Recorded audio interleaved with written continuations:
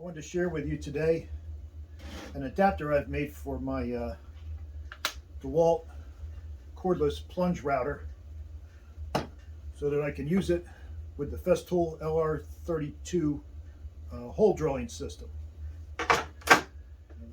Years ago, when I first got the LR32 system and I didn't have the Festool router, I made an adapter to use my Porter Cable 690 series router on here, and that worked okay. But now that I have the DeWalt router, I like using the cordless router. It's much easier than using the corded router.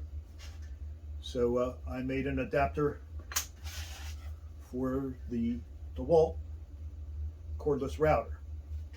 This also fits the Porter Cable model 450 router, which is uses the same base as the DeWalt router. Now, first, let me show you what you get when you buy this kit from me. You get the adapter plate, which mounts on the LR32 guide plate, and it mounts to the bottom of the router in place of the acrylic base. We're going to change that out in just a second. And then you're going to get two knobs so you can secure it to the LR32 guide plate, because the Festool knobs will not work. They're designed to work only with the Festool router. You're also going to get a centering mandrel so that when you install the router on the LR32 guide plate, these holes are intentionally slightly larger so that you can shift this around and get it centered up right on the guide plate, the same way that lets you center the Festool router on the guide plate. You can't use the Festool centering guide because it has an 8mm shaft, and your compact router has a 1/4 inch shaft. So I made a centering guide that has a 1/4 inch shaft and still fits snug into the LR32 guide plate, so you can get it centered up. You're also going to get what I call a pin lifter or pin lock. Back when I made the original adapter for my PC 690 series router, I made it out of wood, but now I have one here. And the purpose of this is to hold this pin up so that you can slide the guide plate along the rail without having it engage in those holes every 32mm, which is what it's designed to do. But having this pin lifter lets you slide the glide plate around here wherever you want, and you can use a bit, maybe a dado bit or some other bit, and then you can do some additional operations that you can't do. Also see that this guide plate has two sets of holes in it, and that will let you mount the router either this way or this way. The bolt pattern on this router is rectangular, so it needs two sets of holes to do that. Quick mount this on here. I'll show you how easy it goes together. So you're going to use the original screws. You're going to hang on to them because you're going to want them when you go to put the original base plate on. To me, the best way to hang on to those screws and not lose them is to just keep using them. So I made my adapter so that it uses the factory screws, and then you don't have to worry about where they are because they're still attached to the router. All right, so we're going to take that off. Now, depending on which way you want to put the router on the guide plate, and if you're going to drill holes, I suggest that you put it like this, with the plunge lever to the outboard side, away from the rail. Right, so the easiest way to do it and not mess it up, but get it right the first time, is set your router on there the way you want it. Flip it over.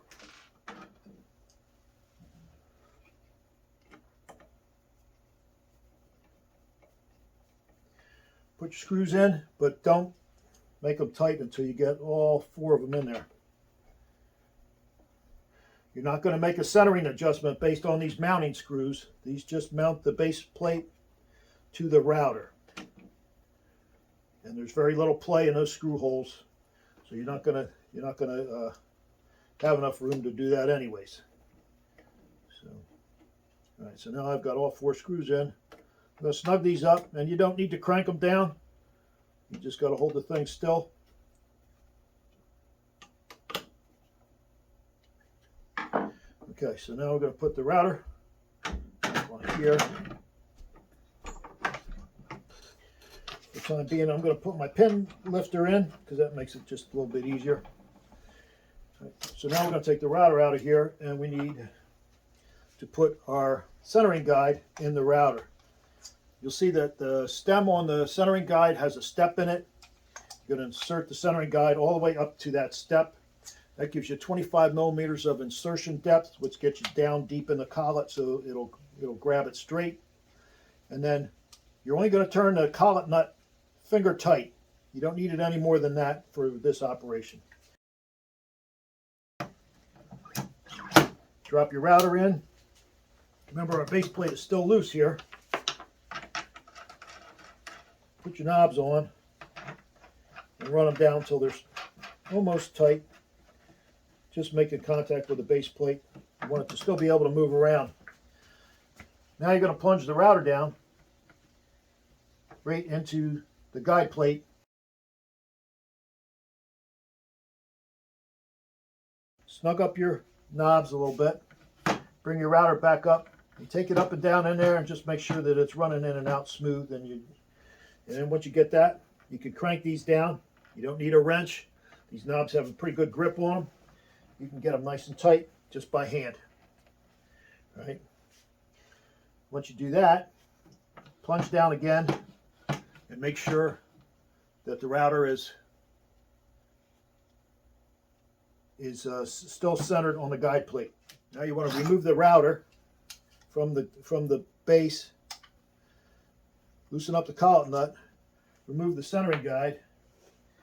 Now you can install your router bit. In this case, I've got a 1/4 inch bit. I'm going to drill in here, and I'm going to drill some 1/4 inch shelf pin holes with it. Next step would be to put your dust collection on. It's easier to do now before you get the router in there. You have to have the dust collection adapter off when you're using the centering guide. Put the router back in here. Now you can bring the router down to where it's contacting your workpiece, and you can set your depth of cut. All these pieces out of the way. Now that we got that done, we can hook up our dust collection.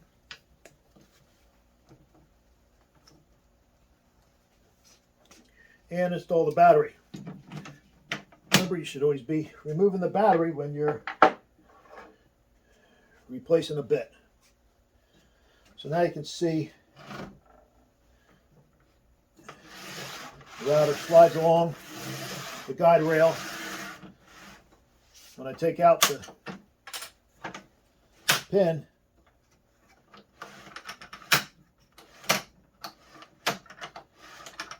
I can advance it every 32 millimeters and drill my pinholes.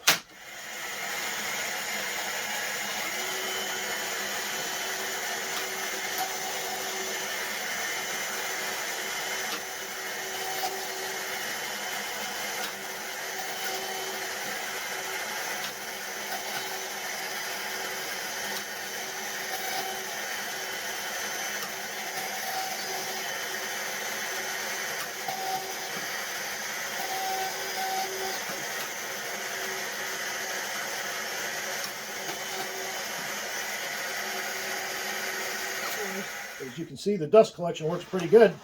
It's not a speck of dust there.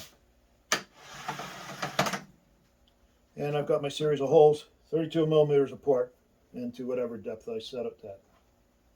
Anybody has any questions, shoot me an email. Thanks for watching. Bye.